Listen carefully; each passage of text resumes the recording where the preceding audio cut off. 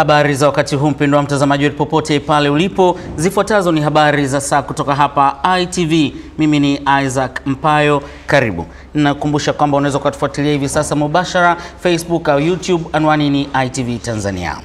Wekezaji wa kiwanda cha nguzo za zege za umeme mkoani Singida kwa gharama ya zaidi ya shilingi bilioni 7.1 umetajwa kama moja ya mbinu wezeshi za kunusuru mazingira na kuwezesha jamii kukabiliana na umasikini, ambacho pia kitatoa ajira kwa wakazi katika eneo hilo.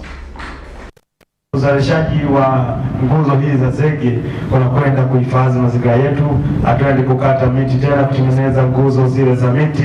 Sasa tunakwenda kutengeneza nguzo hizi za zege kama tunavyotazama.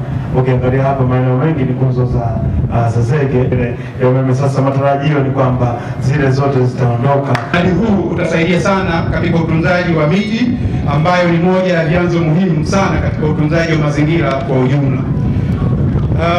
Upande wa gharama za mradi tunatarajia baada ya kumaliza pamoja na miundombinu, huu mradi utatugharimu karibu shilingi bilioni 7.1. Kikubwa cha concrete au nguzo zile za zege ikiwa ni moja ya mradi ambao utasaidia sana kwa upande wa mazingira, na hii si tunaichukulia kama fursa ya ajira kwa vijana. Alafu faida nyingine kwamba hizi nguzo za zege zina faida nyingi tofauti na hizi za miti.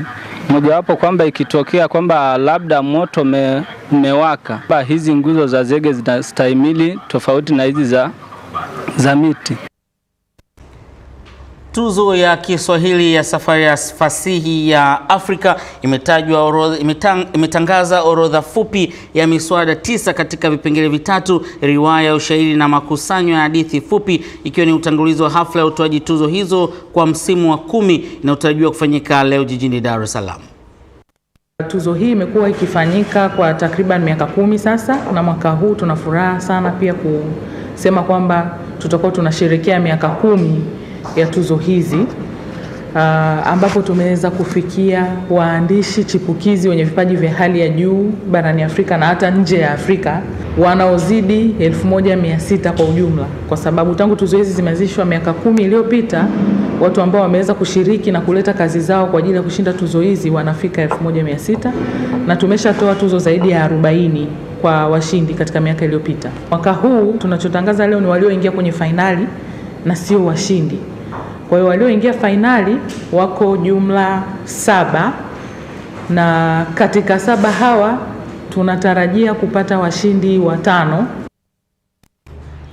Na jeshi la polisi mkoani Arusha kupitia kikosi cha usalama barabarani limeanza mpango wa kuwapa mafunzo ya udereva bila malipo vijana wanaoishi katika mazingira magumu, hatua inayolenga kuwapa ujuzi wa kujiajiri, kupata ajira na kuwakinga dhidi ya uhalifu.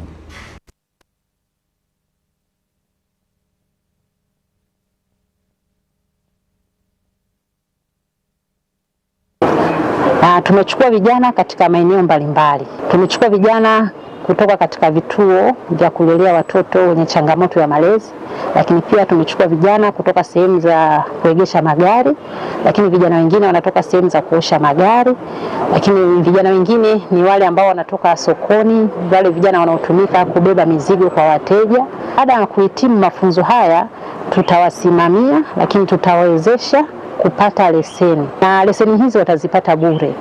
Mimi binafsi na kila sababu ya kushukuru, kwa sababu mimi sikuwa na matarajio kwamba nitakutana na fursa hii.